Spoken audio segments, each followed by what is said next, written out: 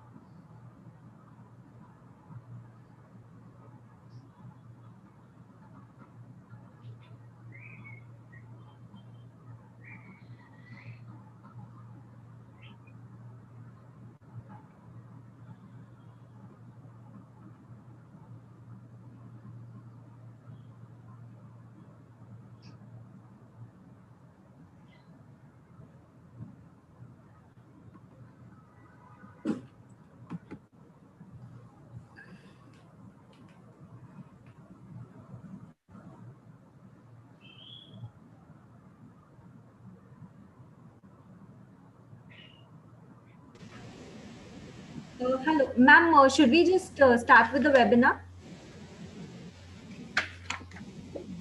Hello. Okay, I think we can start. It's already 3:04. So before we start, may I request all our speakers to kindly turn on their webcam so that we can quickly just take a picture.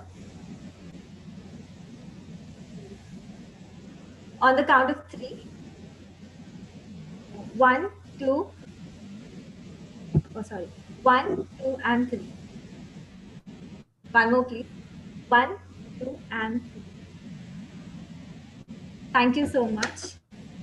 And a very warm welcome, ladies and gentlemen. Today, the Chamber's Legal and Regulatory Committee has organized a webinar on the new Labour Code. The Legal and Regulatory Committee of the Chamber is being headed by Mr. Suhail Natani, the Managing Partner of Economic Law Practices, who is with us today. He's going to give the introductory remarks. Our esteemed speaker is Mr. P.V. Murthy. He will briefly introduce the Labour Code and will highlight the changes that one should be aware of.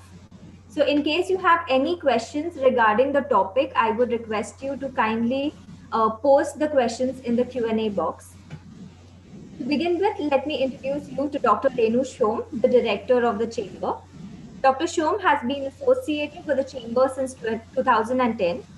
He is a doctorate in economics from Jabalpur University with over 2 decades of experience in business operations, stakeholder management, administration, and people management. Dr. Shom, may I request you to kindly brief the attendees about the Chamber's activities? Thank you, Anvita. At the outset, let me extend a very warm welcome to all of you present at this webinar, the new labor codes, the changes one should know. Also, a sincere thanks to Mr. Murthy, who will be talking about the subject. Just for the benefits of the guest, I thought let me just very briefly talk about the activities of the chamber. The Chamber is a 29-year-old organization which was set up in 1992 with the objective to promote the business between Europe and India. So its stakeholders are the Chamber of Commerce, bilateral Chamber of Commerce, then the binational committees of all the European countries. So as the primary objective of the Chamber is to promote basically the business, or I would say the trade relation between these two continents. And also Chamber try to work on a various topics of the interest for the members, as well as we also take up the issues which are of importance yeah, for the advocacy purpose. And so the Chamber has 7 sector committees. Each of them are being very prominent committees and are being headed by the stalwart of the industry. So today's event, as Anvita has mentioned, is being organized by the Legal and Regulatory Committee, which is being headed by Mr. Sohail Nathani, of course. So let me very briefly talk about Mr. Nathani. He is the managing partner of ELP and is widely recognized as a leading lawyer in India. His work is across corporate, regulatory, labor, securities, trade, and competition practices. He sits on the board of a listed company as an independent director and has represented SEBI, CCI, and the Government of India before various tribunals and court in India and internationally. Mr. Nathani did his law from the Cambridge University and has also received an LLM from the Duke University, USA. Apart from India, he is also admitted to the State Bar of New York. So you can notice he comes with a very, very rich experience, and I would say he is very, proactive, and we have planned a lot of activities under this committee, so which we should be definitely in the months to come. You can always enjoy and participating in the various activities. So the major objective of these committees is basically to keep the members informed about the changes and also even provide the knowledge on the various topics. So with these words, I would like to thank once again Mr. Murthy for taking out time to share his views on the subject, and also of course Mr. Nathani, who is very much a part of the Chamber. And I would also like to mention about one more thing. Even during this pandemic period, Chamber has taken a lot of activities, and we are still working on some of our very, very important and interesting topics, which I'm sure you can get in touch with us and participate in good number. So with these words, I once again thank you all for taking out your time and joining us for this. So over to you, Anvita. Thank you. Thank you, ma'am. Mr. Nathani, may I request you to kindly give the introductory remarks? Thank you, Anvita. Dr. Shom, thank you for the very kind introduction. It's a pleasure to be on this panel this afternoon. As part of the Law and Regulatory Committee at the Chambers, what we will plan to do is at least one seminar/webinar per quarter. There are lots of changes happening in India, and we believe that we need to be informed about what is happening. B, we need to, of course, be prepared for what is happening. And C, which is a very important platform for our chamber, is to also run an advocacy platform so that the views of our members are shared with the policymakers. This afternoon, we have invited Dr. P.V. Murthy, who is with ELP and consults on labor law issues. He is a doctorate in the subject. He has a law degree and has spent time working with many illustrious organizations. He was with Coca-Cola as head of the HR for Southeast Asia as well as India. Then the last 8 years, he was head of HR for the Taj Group. And we all know how important service is in the hospitality industry. He's also works with several councils, platforms, advisors on these issues. But enough about Dr. Murthy. You will hear him speak and you will understand the caliber of the person. Just to tell you that in 2002, the second Labor Law Commission, second National Commission on Labor, in India made some recommendations. Interestingly, this commission sat after 72 years from the first National Labour Commission and made certain recommendations. But be it as it may, labor is always a sensitive issue to reform. However, we know it's a vital issue to reform. As somebody very eloquently put it, we need to protect job creation while we protect the workers. It's a fine balance. And in India, we have had several years of a less than ideal labor environment. This was visible during the last lockdown when there were large swaths of migrant labor moving up and down the country, and we could see the plight of this labor. The government of India, of course, has brought about a very ambitious strategy to amend the labor laws. From 29 labor laws, they've come down to 4 codes. Certainly, there is something in it for everybody. However, while there is some benefit, there will also be some hurt. Dr. Murthy will take us through that in detail. So without much ado, I'd like to hand over the screen to Dr. Murthy to take us forward. Thank you, Dr. Murthy, and thank you once again, everybody, for participating in this seminar. Thank you. Thank you. Thank you very much, Mr. Nathani, for that kind introduction. And I also want to thank EU India Chambers in general and Dr. Shom, Mr. Nathani, and Anvita for giving me this opportunity. I think that was a beautiful context that has been said by Mr. Nathani. The new 4 labor codes that have created a lot of interest, not just the interest, but also there has been a lot of anxiety among many of the employers as to what kind of changes that have come in. Like Mr. Nathani has mentioned, these changes have been long pending. Some of the legislation, some of the labor legislations were formulated way back in 1926. The Trade Unions Act, for example, was formulated in 1926. And subsequently, there have not been many changes that have been brought in to many of these legislations. And another important thing is that there have been a plethora of labor legislations in India. And many times there are several contradictions also in these labor legislations, as we have evinced in many of the Supreme Court cases. So this is where the government has proposed these 4 new labor codes, repealing 20 of the labor legislations. I have a few slides with me. I'll take you through those slides. And once I finish, there will be some time for us to have some Q&A session. If you have any questions, like Anvita has mentioned, please put those questions in the chat box, and towards the end of this session, we'll have the Q&A.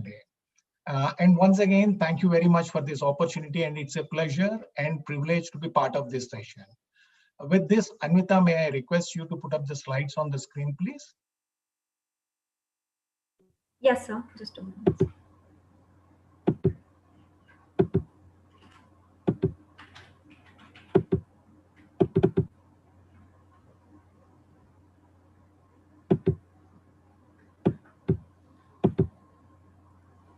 Yes, sir.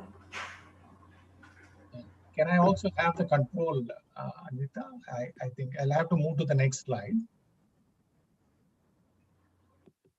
Yeah, I have given you the control. Okay, but somehow it's not moving, or you can change. Just a minute.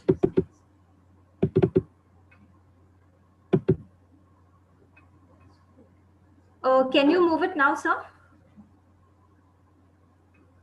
Not really. Okay, I'll move it for you. I'll move it for you. Okay, okay. So please move on to the next slide, Anvita.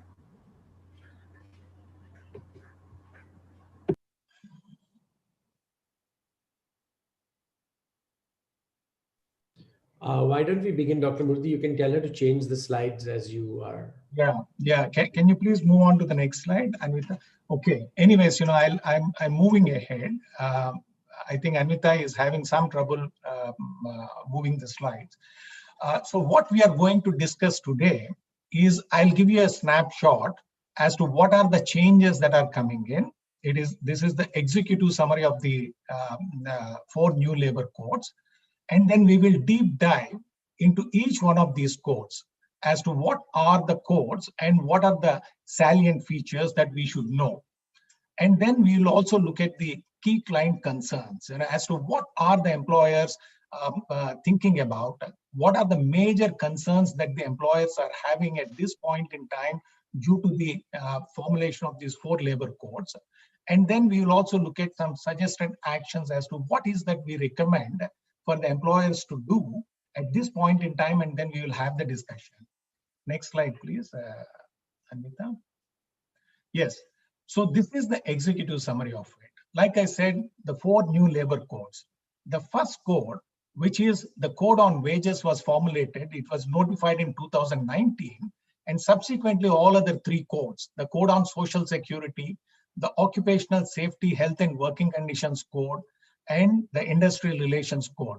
All these were notified in 2020. So the date of implementation has not yet been notified. I'll speak about it as we go along. But the objective of these codes, the government has very, very clearly mentioned that the objective is to simplify, consolidate, and amend the labor laws. That's the fundamental objective with which these changes have been brought in. As we go through these labor codes, we also notice a few other objectives. What are those objectives? We all know that many of the employees, especially the multinational companies, have been asking for some amount of flexibility. The flexibility in terms of hiring and firing, it is in terms of having the right kind of mix. So that's the flexibility that employers have been asking for. I think that, that is another thing that has been brought in. Anvita, I can't see the slides.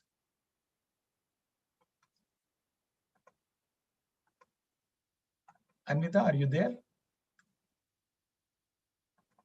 Hello, I've just rejoined. It just got disconnected.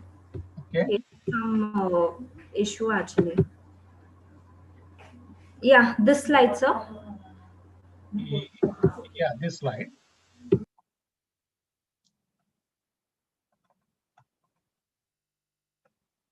Yes. And then the next one is, there have been many litigations around contract labor. Contract Labor Regulation and Abolition Act has brought in some amount of clarity in terms of the working conditions related to contract labor. But at the same time, it has brought in a lot of litigation, especially the matters related to confirmation or permanency of contract labor on the roles of the principal employer. So that's another thing the government wanted to streamline, and those provisions have been made in these labor codes. And then rationalizing wages. If you ask me to speak about only one change that has come in, the major change, the fundamental change that has been brought in is standardization of the definition of wages. So in all the codes, the definition of wage has been standardized. It's not just the standardization. There has been a major amendment to the definition of wage, which we will be seeing in the subsequent slides. And this change also has brought in a lot of anxiety among the employers because there are cost implications related to this change in definition of wages. And finally, the union recognition. We all know that there has been no process related to the recognition of union in India except in one state, which is Maharashtra. In Maharashtra, there has been Maharashtra Recognition of Trade Unions Act and Prevention of Unfair Labor Practices.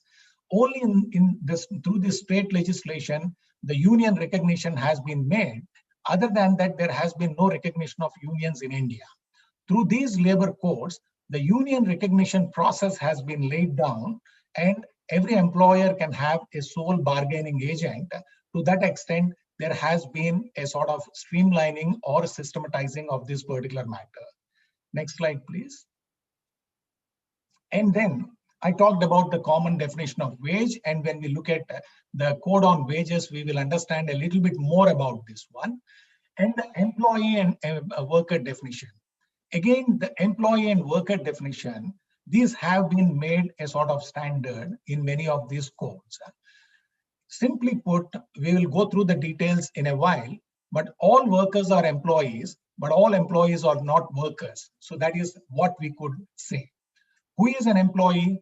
Everybody who has been doing anything related to skilled, semi-skilled or unskilled, manual, operational, supervisory, managerial, administrative, technical, which means that, everybody, whatever is the nature of the job, all the categories of people working in an organization have been covered through this definition of employee. I must say at this point in time, as to why the employee has been defined in all the labor codes, it still remains as a sort of a mystery. There is a bit of an ambiguity around the definition of employee as to what is the purpose of employee definition in these labor codes. We'll talk about it as we move forward. And then the worker definition. While all these categories would get included in the worker definition, there are certain categories that have been specifically excluded from the definition of worker. One is that, those who are in managerial or administrative capacity, so they have been excluded from the definition of worker. And then the second one is those who are employed in supervisory capacity, drawing more than 15,000 as per code on wages and 18,000 as per code on social security, they have been excluded.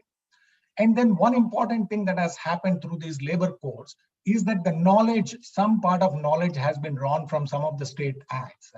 We know that labor laws is in the concurrent list of the Constitution. That means the states can make laws related to labor, and similarly, the center also can make the laws. So some of the state acts, I was talking about MRTP Pulp Act, so the knowledge has been drawn from it.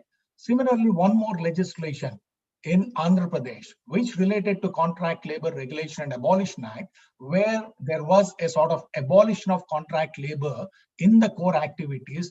From there also the knowledge has been drawn. And similarly, from the Supreme Court judgment, some of the landmarks judgments of the Supreme Court have been protecting the interest of both employers as well as the workers. So that wisdom has been drawn from there, and they have been made part of this labor codes. And we will see as to which are those decisions that have been impacted and made part of these decisions. Please move on to the next slide, Anmita. And then one important thing the employers must remember and realize is that the penalties for contraventions have been substantially increased. In many cases, the penalties have been increased by 10 times. So that's a sort of the government's intention to very strictly implement these codes. And the next point is an important one. The codes have not come into force from 1st of April. The government wanted to implement these codes from 1st of April 2021. So that has been communicated to the media by the respected officials. But what happened and what we understand again recently was that some of the states have not formulated the rules related to these codes. And that's where the implementation date is still not very clear. And then, of course, there are certain ambiguities related to overtime wages. We will have a look at it. And similarly, some employers would end up paying much more on gratuity payment. That also we will see in the subsequent slides. And broadly put, the concerns or needs of employers fall under clarity, cost, and compliance. Employers have been asking for some more clarity on these codes because there has been a sort of ambiguity in many of the provisions. And then the cost impact also, the employers wanted to know, understand, and take certain actions before these codes come into implementation. And finally, 100% compliance. So this is where, at ELP also, we have been hand-holding many of the employers on all these three areas. Please move on to the next slide, Anvita. And then deep diving into each one of these codes. Please go to the next slide. So this is Code on Wages. The Code on Wages has repealed 4 of the acts: the Payment of Wages Act, the Minimum Wages Act, the Payment of Bonus Act, and the Equal Remuneration Act. All these got repealed, and the Code on Wages has come into force. As I was saying earlier, the preamble talks about amending, an act to amend and consolidate the laws relating to wages and bonus and matters connected therewith or incidental thereto. So this is the fundamental purpose. And when we look at some of the definitions, please move to the next slide, Anvita.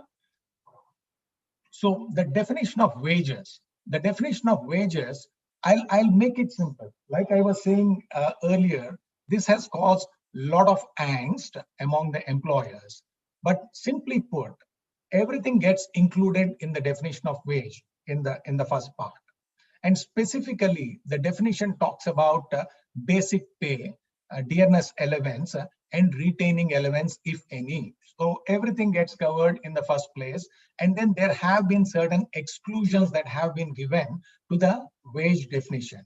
What are those exclusions? Statutory bonus is one such exclusion. It is just statutory bonus, and it is not the annual bonus or long-term incentives which are paid to the employee. It is statutory bonus which has been excluded. And the second thing is house accommodation or any amenity provided as part of house accommodation, like electricity, water, or medical assistant. They also been excluded. And then the third thing that has been excluded is conveyance allowance.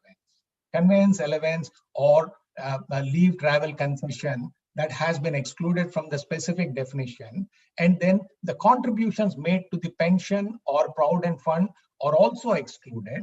Similarly, the gratuity paid at the end of employment is excluded. Any remuneration paid at the end of termination of employment, like the terminal benefits which are paid, or a retrenchment compensation that is paid to the employees, that is also Anvita, I think now I can move the slides. Hello. Yes, sir. Can you move, or should I just continue moving? No, again it stopped. You continue, right? So, okay, I'll just go to the next slide. Yeah. Any pension or, like I said, any retirement benefits or termination benefits are excluded. However, there is a catch on these exclusions. What it says is that the exclusions cannot be more than 50% of the total remuneration, which means what? Let's take a pause and understand as to what exactly does it mean. If the total compensation is 100 rupees, so traditionally India has the basic salary at 25 to 35% of the total salary. That means 25 rupees to 30 rupees, when 100 rupees is the total salary, has been the basic pay. And many of the deductions like provident fund have been made on basic pay, and of course wherever there is dearness allowance, on dearness allowance also. So which means that the PF contribution of 12% was made only on the basic pay of 25 rupees or 35 rupees, as the case may be. Whereas in this particular case, it should be on 50%, if not more. Why am I saying if not more? If the exclusions are less than 50%, the employer could end up making the contribution, the social security contribution, on 60% or 70% also. This is where most of the employers in India have started this exercise of looking at pay structures. We will come to that towards the end of this discussion. And then the next important change that has come in is national floor wage. We all know about the minimum wages announced by the state governments or appropriate governments. Going forward, apart from the minimum wages that would continue to be announced by the state government or appropriate government, a national floor wage, taking into account the regional discrepancies, will be announced by the central government, and the state governments cannot announce the minimum, notify the minimum wages less than the national floor wage as fixed by the central government.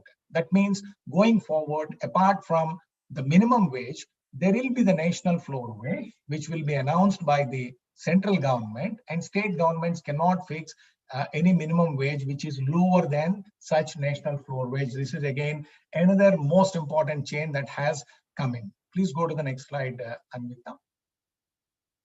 And moving on to the Code on Social Security. The Social Security Code has repealed all these enactments which are there on this slide: the Workmen's Compensation Act, the Employees State Insurance Act, the Employees Provident Fund and miscellaneous, all the social security schemes which were there, including employment exchange compulsory notification, or maternity benefit or payment of wages, all these acts got repealed and all the social security schemes have been brought under one umbrella. Please move on to the next slide. And then what is the fundamental change that has come in Provident Fund? One is that the Provident Fund contribution has been mentioned as 10%. We all know that it was 12%, whereas now it is 10% of the wage. And what is the significance of it? One is that it has come down from 12 to 10%. But what we understand is that it will again through a notification will be brought back to 12%. So, but the most important thing is how do we calculate this PF? This PF, as earlier I was talking about the wage definition, it would be calculated on 50% of the total gross remuneration. That's where the PF contribution could go up wherever the employers are not following the 15,000 maximum under the PF Act. Again, we'll touch upon that particular point towards the end of this presentation. Please go on to the next slide, Anvita. And gratuity. Gratuity, again, there has been a lot of anxiety around the gratuity calculation. There are two major changes that have come to Gratuity Act under the Code on Social Security. The first one is that fixed term employees, for the first time, fixed term employment has been legalized. It has been regularized. We all know that fixed term employment has been in vogue, which is for a particular period of 6 months or 1 year or 2 years or even for more. But whereas the labor legislations never defined fixed term employment, for the first time, the fixed term employment has been defined. And the most important change that has been brought in is after 1 year of fixed term employment, the gratuity is payable. We all know that gratuity is payable at the end of 5 years of continuous service, which means that 4 years and 240 days as interpreted by the Supreme Court in some of the cases. But whereas when it comes to fixed term employees, it's going to be after 1 year of service, the fixed term employees need to be paid the gratuity. That is one important change that has come in. So, and the second thing is, again, going back to the wage definition. If we are going to calculate the gratuity at 50% of the wage and not on basic, so which means that for all the past period, if an employee had put in 20 or 25 or even more number of years of service for the entire period, because gratuity is payable on the last drawn salary, again, the employers making provisions in the books of accounts or taking certain steps to understand law in a better manner, comply with it, and mitigate the cost to whatever extent is what it is happening. And at this point in time, I can mention that it is not just PF and gratuity because of the change of definition of wage to 50% of the gross remuneration. So many other calculations such as overtime or leave encashment and other things like bonus, statutory bonus could also go up. And this is where the employers are going back to the drawing board to understand as to what exactly is the cost implication due to this change in the definition of wage. Next slide, please, Anvita. And the Industrial Relations Code 2020. So the IR code. So this is again, this is where the definition of the recognition of trade unions has been brought in. So it has repealed 3 acts: the Trade Unions Act, the Industrial Employment Standing Orders Act, and Industrial Disputes Act 1947. So next slide, Anvita.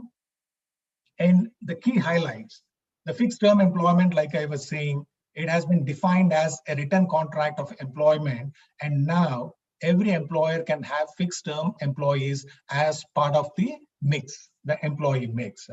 And I was at the beginning, I was talking about flexibility. So this is where an employer is at a free will to have some people on the rolls of the company, some as fixed term employees, and some as contractual employees also, and some as gig workers, and we will see that one as well. So this is where the flexibility has been given, and and like I said, the fixed term employees are entitled to gratuity after 1 year. And not only that, the fixed term employees would be extended the number of hours or the other benefits or the wages on par with other employees who are doing similar nature of job. Here, of course, it is the definition of similar nature of job says that it is taking into account the experience, skill, effort that is needed. So they should be fixed the same number of hours or pay the same salary or benefits or allowances. This is again another important thing that has been stressed upon in the Industrial Relations Code. Next slide, please. And the sole bargaining agent. While the focus has been on the definition of wage at this point in time, from my perspective, in many of the industrial establishments, the employee relations situation could change. Why is that so? Because all these years, the employers, either they have been, if it is in Maharashtra, MRTP Pulp Act, if it is otherwise, it is under Code of Discipline, which can recognize a union for 2 years. And Code of Discipline has been a voluntary code. It was not legislation, whereas what has come in is through a legislation. So what does it say? What it says is that when an employer has got one union, that has to be recognized as the negotiating union. That means it's going to be the sole bargaining agent. When there are more than one union, 2 unions, in which case, whichever union has got 51% of the total strength, total workers' contributions or the membership, it should be recognized as the negotiating union. When no union has got such 51% of the membership, then the employer will have to invite one member from each one of the unions which has got at least 20% of the membership of the workers and form a negotiating council and have discussions with such negotiating council. Why would this change the employee relations?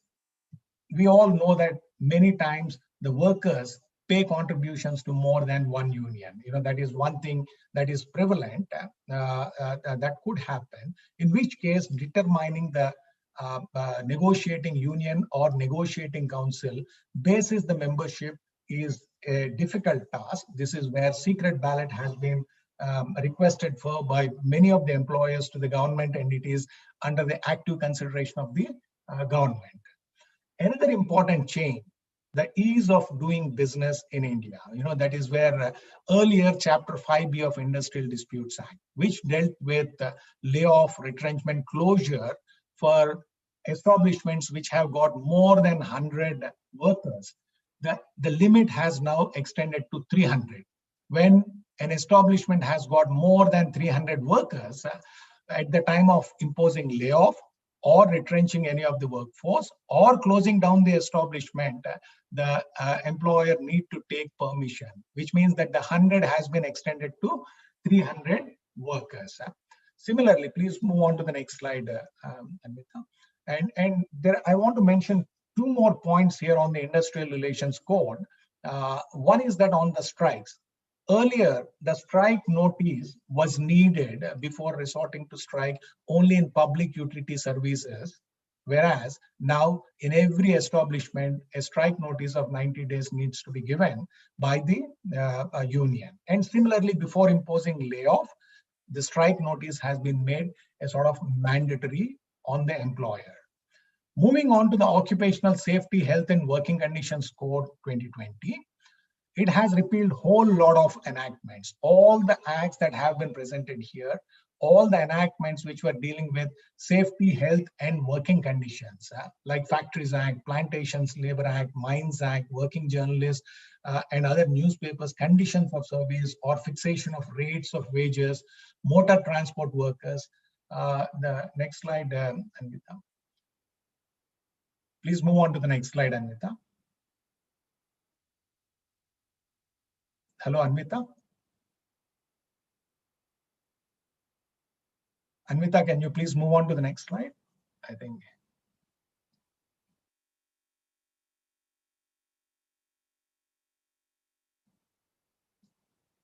Hello, Anvita. Anvita, the slide is not moving. Yeah, just a minute. I just lost control.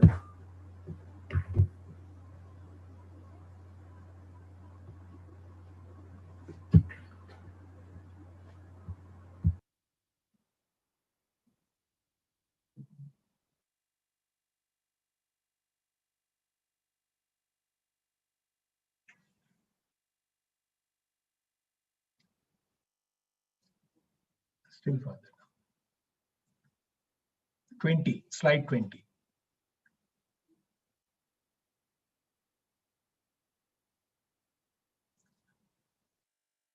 Please go back. Please go back. Yes, yes. And these legislations, I was speaking about the legislations which got repealed.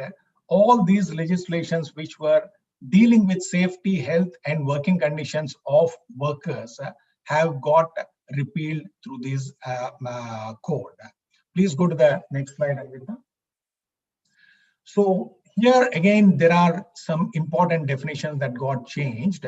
One is that the establishment. An establishment has been defined as any trade, industry, business, manufacturing, or occupation with 10 or more workers. So which means that, if we have 10 or more workers doing any kind of a trade or business, that is considered as an establishment and gets covered under this code. And then the contractor's establishment with 50 or more contract labor is recognized as a separate establishment. So that means that, major contractors establishments would be part of separate establishment and they would get covered under this code. And then interstate migrant workers. Mr. Nathani was speaking about interstate migrant workers. Interstate migrant workers have been defined and they have been brought under the Occupational Safe Health and Working Conditions Code and also the Social Security Code. So if any establishment is engaging more than 10 interstate migrant workers, they need to be covered under the social security measures, and also the employer need to pay fare for travel to hometown every year. So that is one important change that has been brought in. The definition of factory has been changed. Earlier, it was 40 workers without power and 20 with power. Now that has been reduced to 20 without power and 10 with power.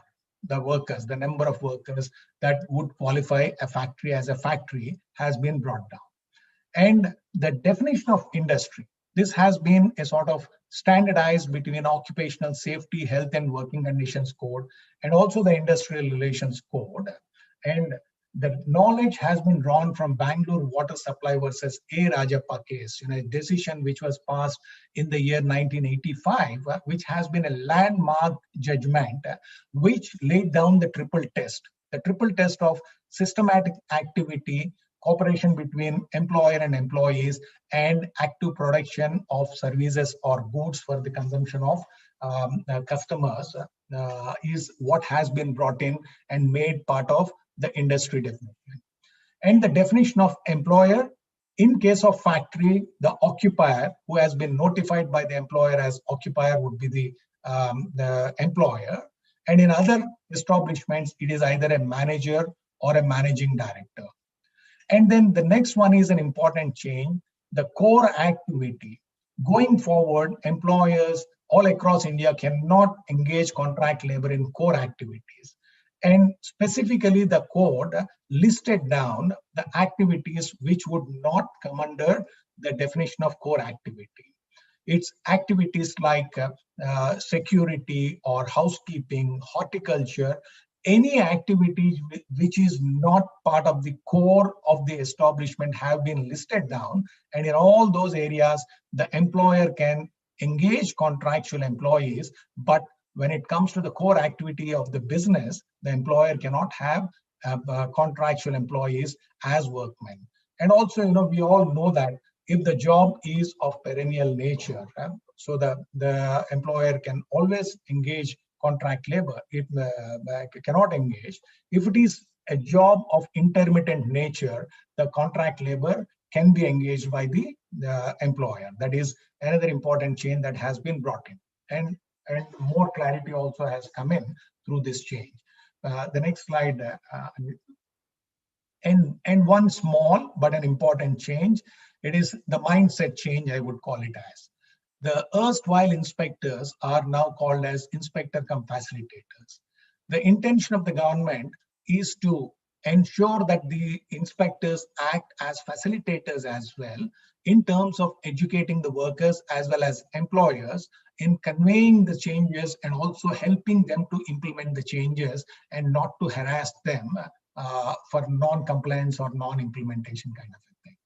And again, another important change is that the women can be engaged in all three shifts, in all kinds of activities, but the consent of women need to be taken if they are engaged after 7 p.m. or before 6 a.m.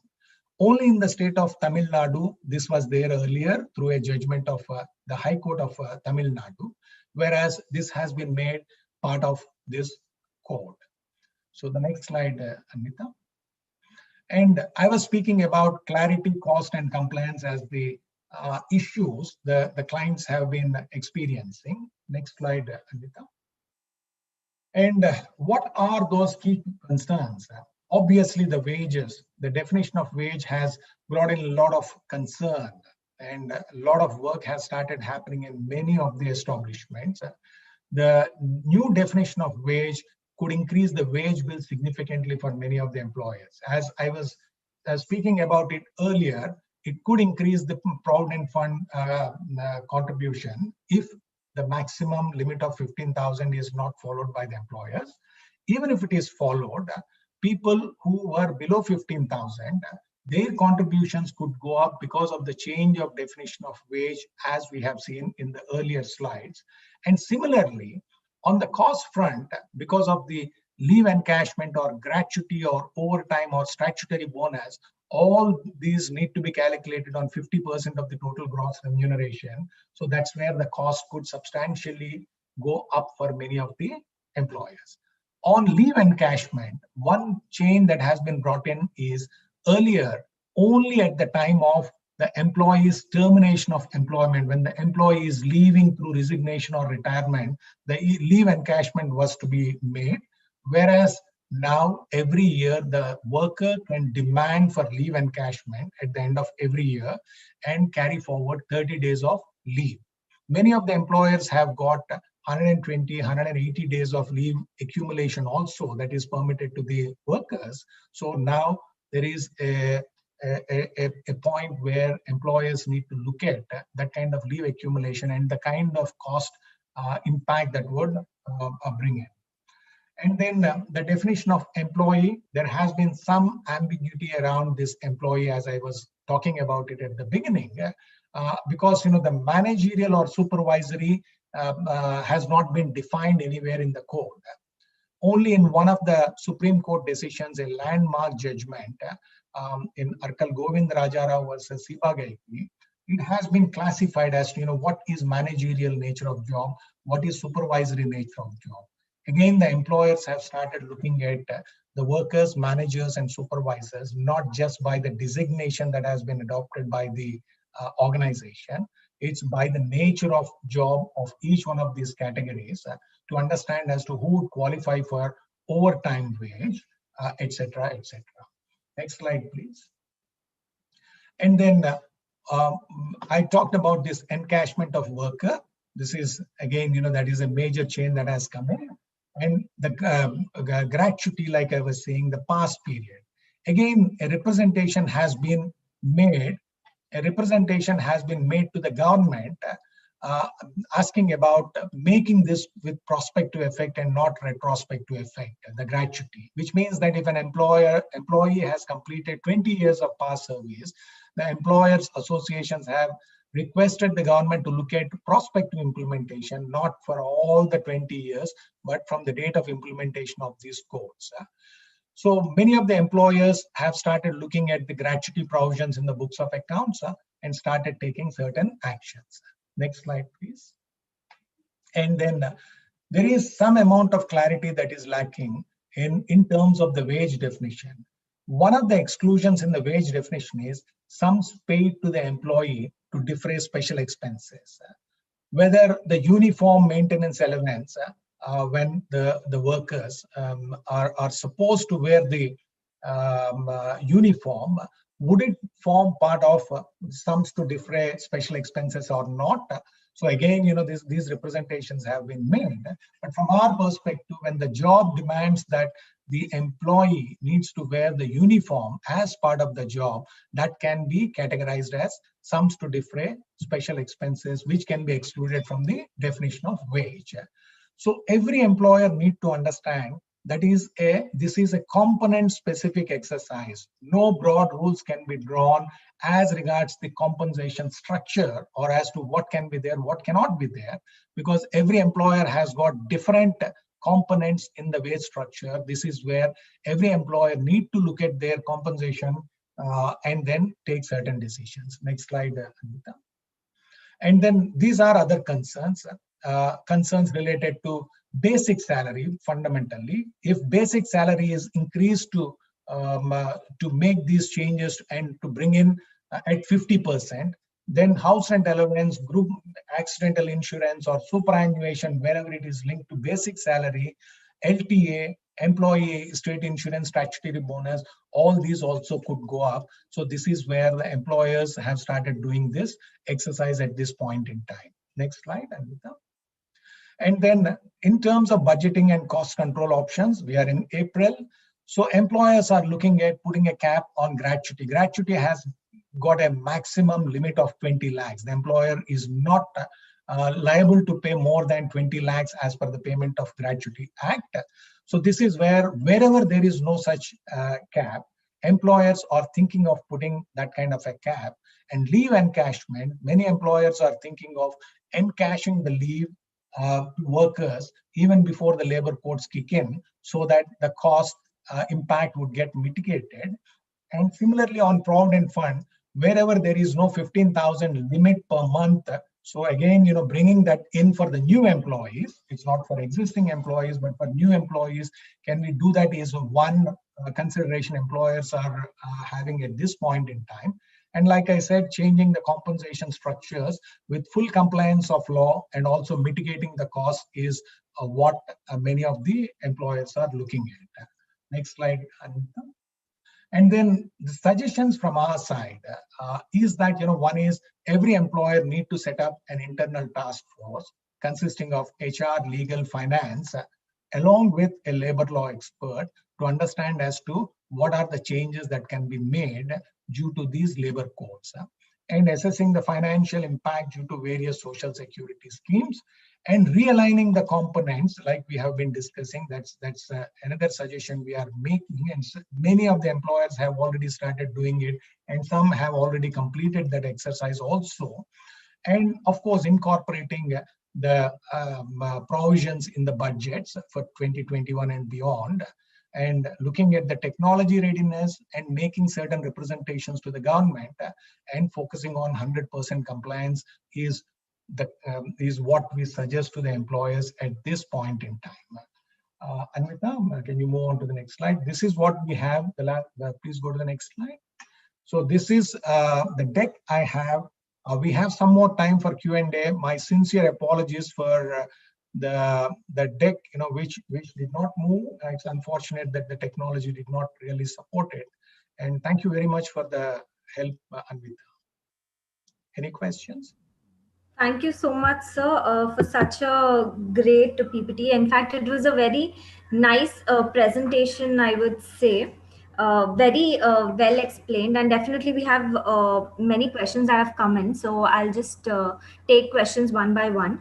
So we have one question, and this person is saying, what type of agreement should be made with the new employees so that the applicability of gratuity, which is 1 year as per the new law, is not applicable on them? And what is the retrenchment clause applicable on the part of the employer? Yeah, see, there are two questions in that. One was the question, if I understand it right, to avoid paying gratuity at the end of 1 year to employees, what kind of employment contract can we make? So it is making a contract for 6 months or even 10 months or 11 months. does not qualify an employee for gratuity. That is the simplest answer I could think about. But if you are having a contract for more than 1 year, and if it is fixed term employees, please remember that the gratuity clause is only for fixed term employees. Otherwise, the 5-year clause for people or the employees on the rolls of the company, that remains as it is. So if you are engaging a fixed term employee, either you can engage him for 10 months or 11 months, or engage him on the rolls of the company, so that after 1 year you don't have to make the payment of gratuity. But if you are having fixed term employee for 1 year or more, then you are supposed to pay the gratuity. The second thing is retrenchment. Retrenchment under the Industrial Disputes Act 1947. Earlier, the definition remains the same. What does it say? In the case of surplusage of labor, when you have surplus labor, then you can retrench people. And who could retrench, and what is the process that needs to be adopted? All the industrial establishments which have more than 300, those establishments will have to reach out to the state government or the appropriate government in writing. The forms have been provided under the codes, seeking permission, prior approval of the government. If you have less than 300, and if you have surplus labor without any prior permission, you can go ahead and retrench such people. This is the answer I could think about on the... Okay. Thank you, sir. We have one more which says, so Mr. Ravi wants to know that he's saying that many organizations, they do not provide leave encashments. So is this mandatory now to pay leave encashments every year? The leave encashment, earlier it was covered under the Factories Act or similar enactments for other sections of employees. So it was, the leave was calculated 1 day leave for every 20 days of service. And it was about 30 days of leave, which was mandatory. So whereas many companies, due to wage agreements, they have increased it to 60 days or 80 days, or like I was saying, 120, 140 and 120. And one employer had 240 days of leave encashment, which was not statutory. It was an agreement with the unions. So leave encashment part, whatever is statutorily you need to accumulate, that 30 days, you need to give that leave. Beyond that, it is not statutory. It is the discretion of the employer, which can be curtailed under the new legislation because of the cost impact. Okay. Mr. Deepak wants you to elaborate on the 10% contribution of PF. He said that he thought that the employer is free to deduct the PF on 15,000 instead of actual basic salary. That's right.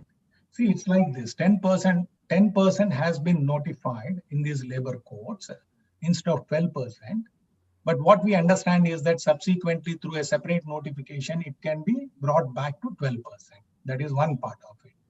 The second thing, the 15,000 is, the PF Act has always had 15,000 as the maximum. For example, if an employee is drawing, let's say 60,000 rupees basic salary, the employer was not obligated, the employer was not under an obligation to pay 12% or 10% now on the 50,000 basic salary. It could be at a maximum of 15,000 per month. That still remains the same. But many of the employers, what they have done is they started making the contribution on the actual amount of 50,000 or 60,000 or even more. So now with the change of definition of wage, what could happen is that the contribution will substantially go up because of this 50% on 50% of total gross remuneration, and calculating 10% or 12%, whatever might be the case. So it could increase the cost impact. This is where the employers are thinking of putting a cap of 15,000 for the new employees. For the existing employees for whom the contributions have already been made on more basic salary, there is a point that it cannot be brought back, because there is a specific provision in the PF Act, Section 12A, which says that for the purpose of benefiting the employer, cannot bring it back. But through an agreement with the employee, it can be brought back to 15,000 is our take on it. Okay. So when will the national floor wage be declared? Oh, that's a good question. The national floor wage, the government will have to form an advisory council, which has not yet been formed. And the government will also have to take the advices or the suggestions from the state governments, which has not so far happened. So the government is in the process of formulating the advisory council. Once that is formed, basis the recommendations, the national floor wage will be announced. But before the implementation of these codes, the national floor wage will also be announced, which might take another couple of months, 2 or 3 months is what we guess. Okay. There's one more question that says, what would be the date of applicability of the code on social security for provident fund when read with the repeal and savings clause of the code? It is deferred up to 1 year from the date of implementation of the code? Yes, yes, that's right. That is what informally we also heard about it, that there is a period of 1 year that is allowed for implementation. But personally, I have not seen any notification to that extent, but that is what has been voiced out by the officials. So perhaps the notification will come. But as regards the implementation of all these codes, the date is yet to be notified, which could happen in the next 2-3 months' time.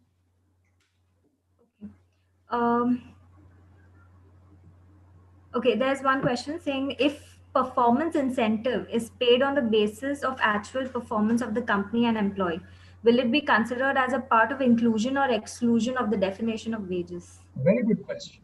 Very good question.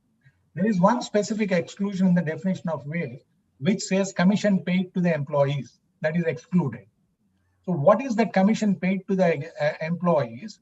Is it manufacturing incentive, sales incentive, or even annual bonus is what employees are trying to understand, and the representations have been made to the government for more clarity.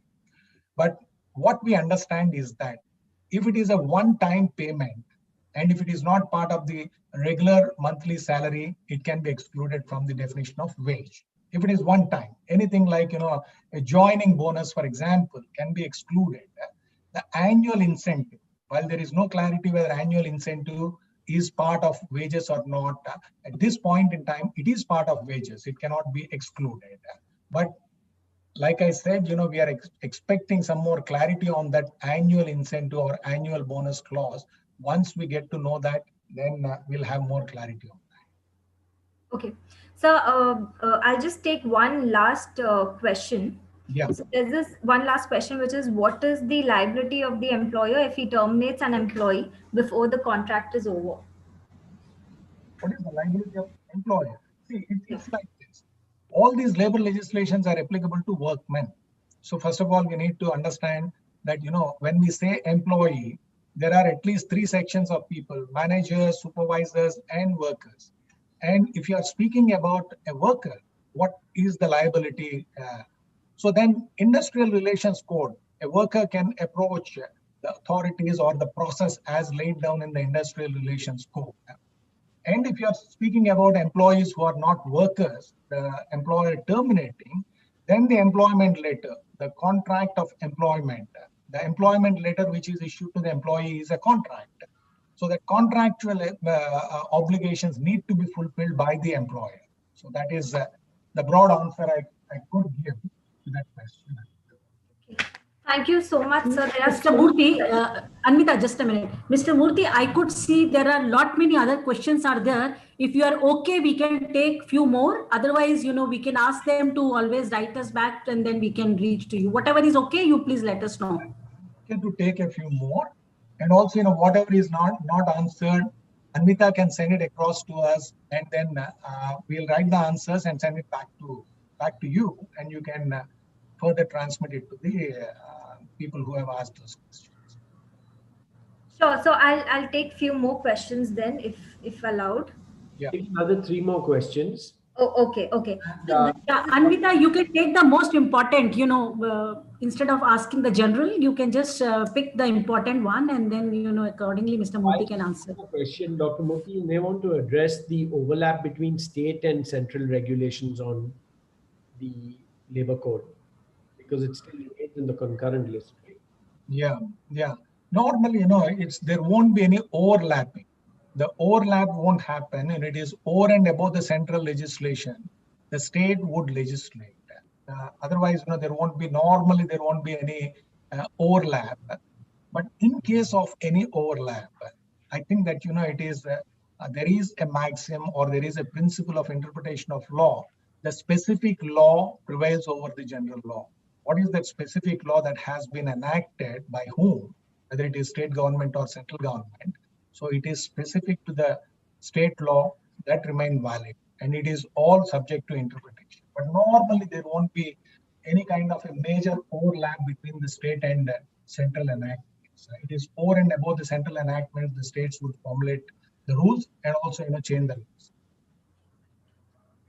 Okay. Thank you, sir. We have one question on ESOP. If you could just clarify a little on the definition, whether it will be included in the wages or not. Yeah, that's a very interesting question. ESOPs, the employee stock options. It can be argued that it's a one-time payment, which can be excluded.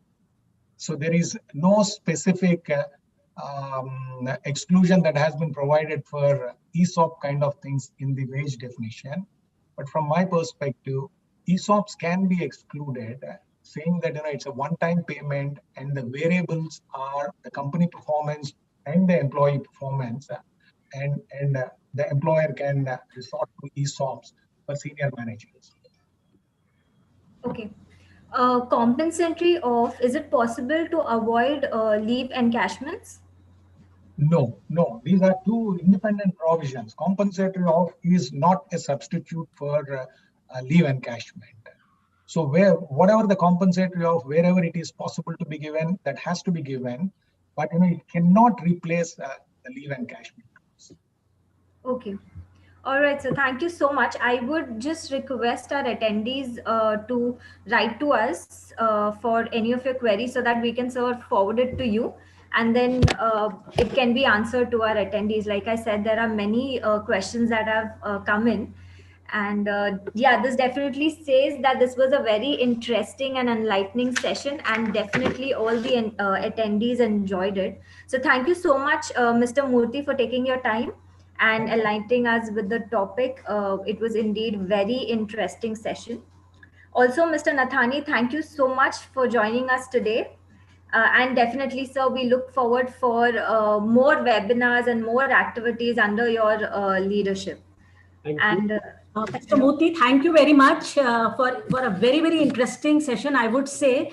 And this is one of our most interesting session which we have in recent past, because, we can see the participants, there is no drop of the participants, and most engaging audience, I would say. So, really thank you, and we all enjoyed it. And Mr. Nathani, we look forward to have such more session, because I'm sure we can engage our members. If you have last word to say, we most welcome. The membership long enough. We look forward to our continued interaction, and thank you once again, EU Chamber and Dr. Murthy. Thank you. Thank you. Thank you so much. Thank you. Thank you all participants. Thank you very much. Thank you, everyone.